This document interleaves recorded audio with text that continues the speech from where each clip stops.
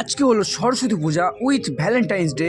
আর আজকে আমি তোমাদেরকে শেখাবো এই ভ্যালেন্টাইন্স ডের দিন কাপলদের মাঝখানে কিভাবে সার্ভাইভ করতে হয়। আর আমাদের এই টিমের নাম হলো অ্যান্টি লাভার স্কোয়াড। আর আমি হলাম মৃগাঙ্কা, আর আমাকে অনেকে দেবা ভাই বলেও ডাকে। আর এর নাম হলো সুকান্ত, আর ও আমার ভাগনা হয়, ওকে আমি ভাগনা বলেই ডাকি। আর সুকান্ত লাইফে মাত্র একবার ছ্যাঁকা খেয়ে আমাদের অ্যান্টি লাভার স্কোয়াডের নাম লিখিয়েছে।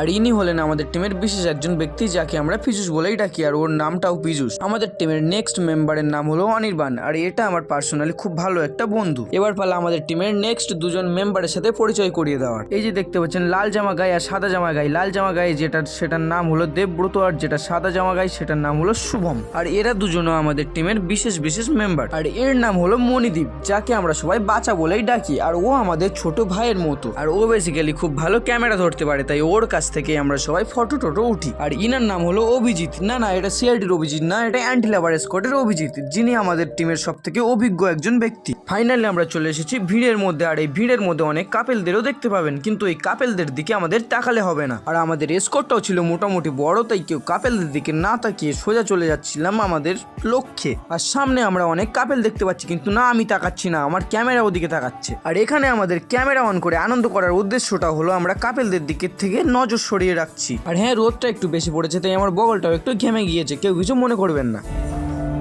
কি আরে বলুন।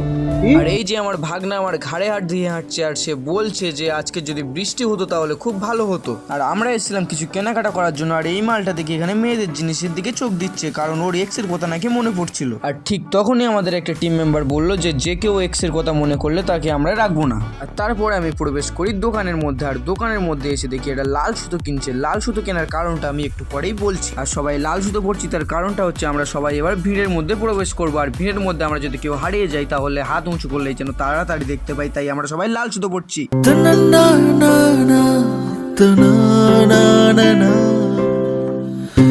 আর ফাইনালি লাল সুতো পড়ার পালা শেষ করে আমরা চলে যাচ্ছিলাম খেয়াঘাটের দিকে। আর খেয়াঘাটে এসে দেখি খেয়া পুরো লোড হয়ে গিয়েছে, আর খেয়াতে শুধু নিব্বা নিব্বির ভিড়। আর এই খেয়াটা আমাদের একটুখানির জন্য মিস হয়ে গেল। আর সত্যি কথা যেটা, এই খেয়াতে আমাদের যাওয়ার ইচ্ছেও ছিল না, কারণ এই খেয়াতে অনেক কাপেলের চাপ ছিল। আর যেহেতু কাপেলদের হাত থেকে বাঁচতে গেলে আমাদের ওদের ভিড় থেকে এড়িয়ে চলতে হবে। নেক্সট খেয়া পার হয়ে আমরা চলে এসেছি আমতলি পাড়ে। আর এই আমতলি পাড়টাতে কাপেলদের চাপ একটু বেশি, আর এখানে সার্ভাইভ করতে গেলে আমাদের একটু কষ্টই করতে হবে। আর একটু সামনে যেতেই আমরা দেখতে পেলাম এই অবস্থা। আর আমাদের সামনে একটুখানি সামনেই আমরা দেখতে পেলাম একটা বাইক আর একটা বাইককে ঠুকে দিয়েছে। যাই হোক, ওখানে কারোর কোনো ক্ষতি হয়নি, এটাই অনেক ভালো। আর এখন আমরা এই গাছের তলায় দাঁড়িয়ে দাঁড়িয়ে ভাবছিলাম যে আমরা এখন কোন দিকে গেলে ভালো হবে।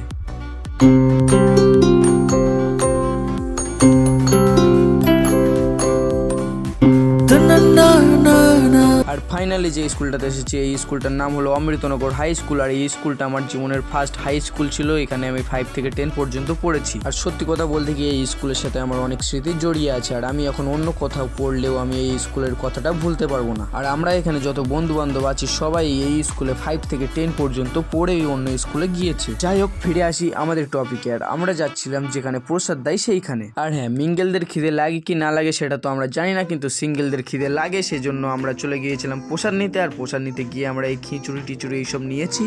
আর এই প্রসাদগুলো খেতে খুব ভালোই লেগেছিল। আর আমরা এখন যাচ্ছি অন্য সাইডটাতে। আর অন্য সাইডে গিয়ে কি দেখা যায় সেটাই দেখতে থাকো। আর যেহেতু আমাদের খিচুড়ি খেয়ে কুয়োর মতো পেটগুলো ভরলো না, তাই আমরা চলে এসেছিলাম চাউয়ের দোকানে চাউ খাবো বলে। আর এখানে চাউ বানাতে দিয়েছি, সবার জন্য 1 প্লেট করে চাউ বলেছি। এখন দেখা যাক কেমন চাউ হয়। আর ফাইনালি চাউ বানানো কমপ্লিট। আর আমরা বসেও গিয়েছি চাউমিনের টেবিলে, কিন্তু চাউগুলো দেখে তো মনে হচ্ছে ভালো হয়েছে, দেখা যাক খেয়ে কেমন লাগে। আর সত্যি কথা বলতে কি, এই দোকানটাতে আমরা ফার্স্ট টাইম চাউমিন খেতে এসেছিলাম, কিন্তু চাউমিনটা অতটাও ভালো হয়নি। দেখতে তো অনেকটা ভালো লাগছিল, কিন্তু খেতে অতটাও ভালো হয়নি। এবার ভালো হয়নি সেটা কিসের জন্য সেটা তো আমরা জানি না, হয়তো অনেকগুলো একসাথে বানিয়েছে বলেই ভালো হয়নি। যাই হোক, হঠাৎ করে সন্ধে হয়ে গিয়েছে, আমাদের সূর্যি মামা হঠাৎ করে ডুব দিয়ে দিল। আর আমরা এখন খেয়াতে উঠে গিয়েছি। এবার আমরা বাড়ির দিকে যাবো। আর ব্লগটা কেমন হলো অবশ্যই বলতে ভুলবেন না। আর আজকে ব্লগটা আমরা ফুচকা খেতে খেতে শেষ করছি। আর এরকম ফানি ব্লগ আর চান কিনা কমেন্টে অবশ্যই জানাবেন। আর চ্যানেলটিকে সাবস্ক্রাইব করে দেবেন। যদি ভিডিওটি ভালো লাগে অবশ্যই একটি লাইক করে দেবেন। এখন আমরা ফুচকা খাই, দেখা হচ্ছে পরে ভিডিওতে। ততক্ষণের জন্য সবাই ভালো থাকবেন, টাটা, বাই বাই।